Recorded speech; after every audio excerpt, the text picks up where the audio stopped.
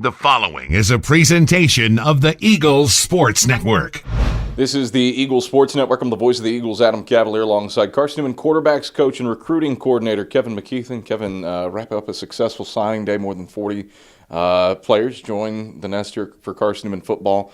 And really feels like you guys addressed a handful of needs. Not that there were not a ton of graduates from last year's team. What was the overall mindset and goal with this year's recruiting class? Well, I think you're always trying to be really specific there, Adam. You know, you're trying to do a good job of projecting not just for the 2019 class, but, you've also got some future stuff too. You want to know who's going to be a senior in 2019. I think our staff worked really well together to be able to put together a very good class. Most of the loss from the 2018 season came on the defensive side of the ball, the production up front, and Tamaris Coates was as productive as any defensive player in this league last year. So, emphasized in the back end, Mario Mezier was a guy who had a lot of production as well, and a couple of bookends up front in Ross Pryor and Jordan Price, and a number of other guys as well. But you talk about sheer production.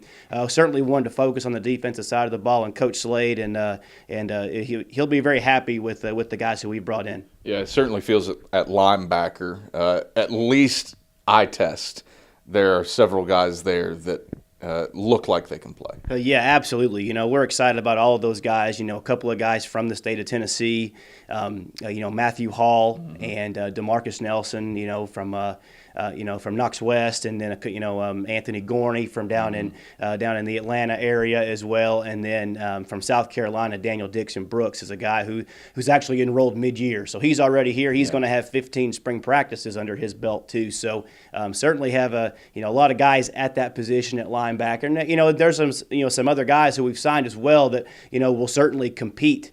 For playing time, but that was certainly an emphasis on defense and at linebacker. Defensive line, Ross Pryor graduates, Jordan Price graduates.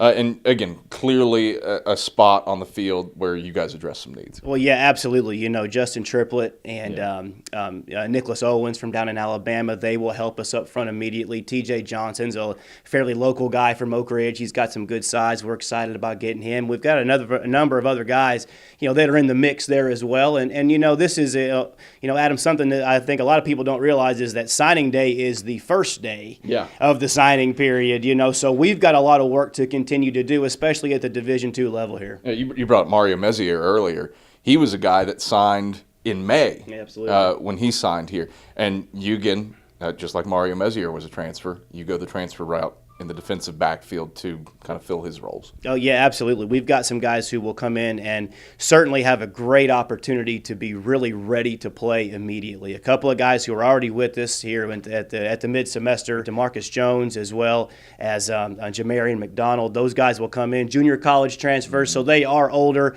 similar to to Mario. They'll come in and be able to compete immediately. You talked about looking down the road. That's clear. You didn't lose anybody off the offensive line this past year, and yet there are some guys there that it's clear, hey, Jordan Seals a senior, Philip McDowell's a senior. It's time to find that next guy in the fold. Well, yes, and we found two really, really good guys down in Georgia, and we've got a number of other guys in that mix as well. Coach Day, I want to tip my hat and just make a public statement of support for him. He really recruited very well this season, and he went down, and Ethan Marshall and Christian Jones are both young men who we're really excited about. And again, we've got a number of other, very solid guys in the mix as well that will come in here and I think make a great impact up front. But those two guys are, certainly ones that we're excited about. It's nice that you can look ahead to that position as well. I mean, it's a position that somebody doesn't have to come in and, hey, day one as a freshman, we're going to count on you to start. Yeah, no question, and that's really a testament to Coach Day, as well, and Coach Turner, both Josh and the head coach Mike Turner. Those guys have done a good job of not just positioning us, to be good right now. We've got, Phillips an All-American, and Jordan is as good as they come, and we've got another, group of guys there that are freshmen and sophomores, that are really solid, and now you put a couple other in there. They've really recruited that position very well. Again, similar situation. You don't need a quarterback yet. Right. Derek Evans, Tyler Thackerson, you know what they're capable of, but it seems like you've got the guy for the future in D. Johnson. Well, yeah, really excited about D, and you're exactly right, Adam. Obviously Derek has played a ton of ball. He's a two-time all-conference guy, and Tyler was playing very well last year, in the middle of the season before he suffered the injury. So feel great about those guys coming back. D comes to us from Jackson, Georgia, which is not too far from Macon, which is where Derek's from, and he happens to be a left-hander too. So there's a lot of similarities between those two, and D's got a great skill set, and excited about him. Dion Edwards comes into the mix as well there. So we're really excited about where we sit in the quarterback room right now, for now and for the future. Did some stuff geographically yeah, this year that I haven't seen too often. I have to go back through the archives to figure out the last Iowan to make the roster at Carson-Newman. You mentioned Dion Edwards, quarterback out of New York. Yep. Break down some, not atypical, but you're always going to have your Georgia, your Florida, your Tennessee. Those are there, but you spread out to get the job done this year. Well, yeah, absolutely, and I think that's a testament to everybody on staff in the office here. Recruiting has changed so much, even since back when I started back in the the late part of the first decade of the 2000s, 2007, 2008. You got the big buckets of DVDs. I mean, you got those all the time. That's how you did it. Now it all comes on email. It comes to your phone. Mm-hmm. So there's so much more mass media to look at right now. And, our GAs do a great job. Logan Bookout, Scott Green, Jordan Parsons, they're really a part of it. Jordan DiFilippo has been great. She's a strength and conditioning GA, but has been really involved in our recruiting. And you talk about those guys, they're, George Reese transfers in here to be a quarterback, and his sister's actually on the tennis team here. So mentioned Dion comes from New York. We've got 9 different states represented in this class. We've got some Virginia guys. We've got over 20 from Tennessee committed, which is typical. 5 from Georgia, 6 from Florida.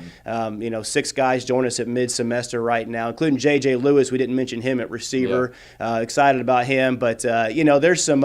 It is a pretty wide spanning class this year. You bring up the receiver position. I think running back, it's fair to lump that in as well. Didn't have a ton of immediate needs there. Correct. When you've got a Toot Johnson and Antonio Wimbush, Marcus Williams, Dimitri Salisbury coming back at running back. Betcha. Romaine Kelly at receiver, and then probably the guy that most people within the program are excited about, Braxton Westfield, James Madison transfer there. Didn't need to do a ton at those 2 offensive skill positions. No, we did not need to. And those guys are really, you mentioned all of their names there. Some of those guys are young guys. I mean, Toot, Toot Johnson's he'll be in his second year next year. Troy Dendy was a redshirt last year, really good there. And so we've got some good future plans there for that position. Romaine's obviously young.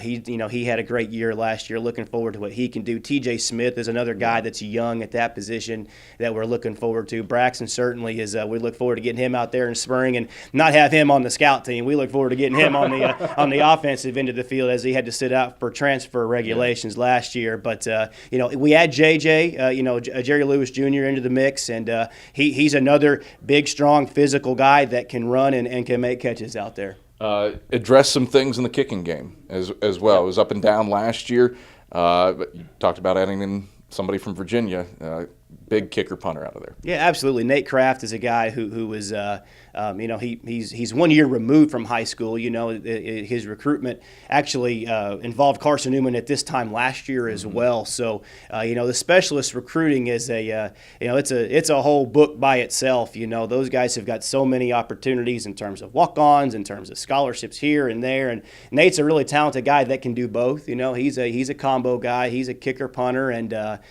he's got some real pop in his leg. Craig Koenig returns, as a very solid guy that punted for us last year, So certainly building depth and meeting some needs in the special teams as well. Kevin, thanks for the time. Congrats on a nice recruiting class. All right, thanks, Adam. Appreciate you. It's Carson-Newman recruiting coordinator Kevin McKeethan. I'm the voice of the Eagles, Adam Cavalier, and this is the Eagle Sports Network.